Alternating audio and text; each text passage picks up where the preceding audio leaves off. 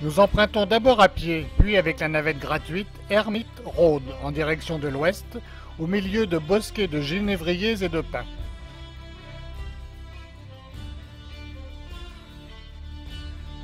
Le Grand Canyon fascine, même les plus blasés, tant il est majestueux et l'un des phénomènes géologiques les plus étonnants qui soient. Le versant sud, côté rive gauche, est le plus accessible et donc le plus visité, avec une grande richesse de points de vue.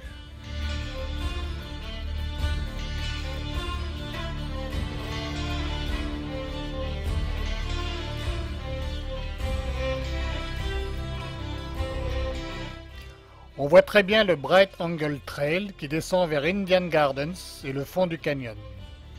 Ce canyon vit affluer au 19e des mineurs attirés par de riches ressources naturelles, mais la résistance des Indiens et le manque d'eau entravèrent le développement.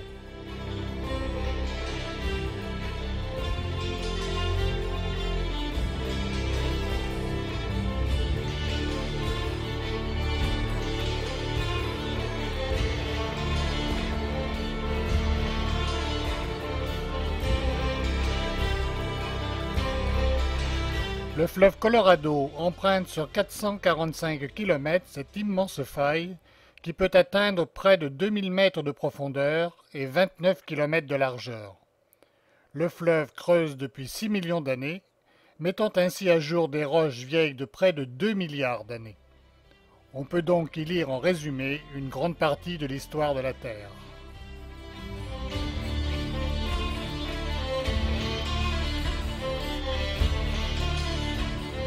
Direction Tusayan, où des natifs, comme on dit ici en parlant des Indiens, ont organisé une petite fête pour vendre les produits de leur artisanat.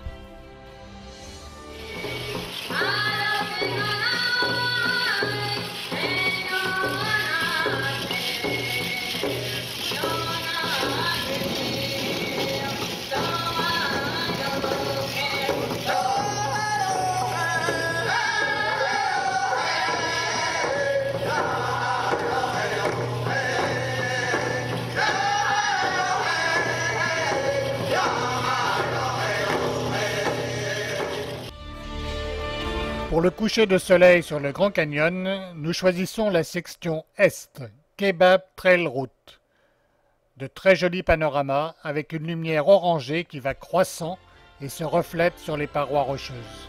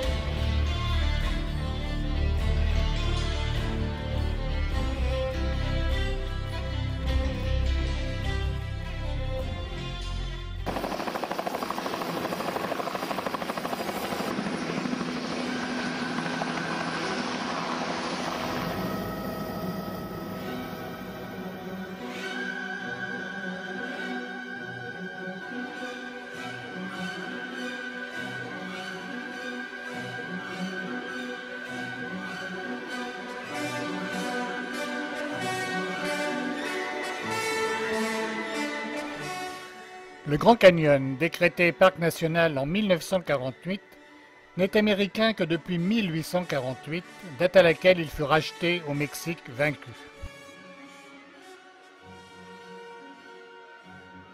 Avant la construction du barrage de Page, en amont, le fleuve charriait 500 000 tonnes de sable par jour. Un sable essentiellement d'origine maritime, la région ayant été recouverte par la mer. Mêlé à des sédiments, ce sable s'est progressivement aggloméré pour finir par se transformer en grès et en schiste. À la fin de l'ère secondaire, la plaine du Colorado s'est progressivement soulevée pour former le plateau que nous avons sous les yeux.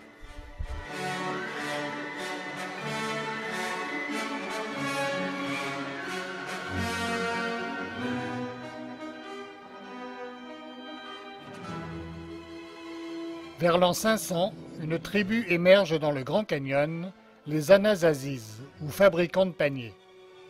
Ils avaient élu domicile dans des maisons semi-souterraines, se consacrant à la chasse et à la culture du maïs. Près de 2000 sites d'habitation ont ainsi été répertoriés. Selon une étude récente, il semblerait que ces tribus étaient anthropophages et n'avaient rien de pacifique. À la fin du XIIIe siècle, les Anasasis quittent les lieux pour cause de sécheresse ou de guerre et s'installent plus à l'est.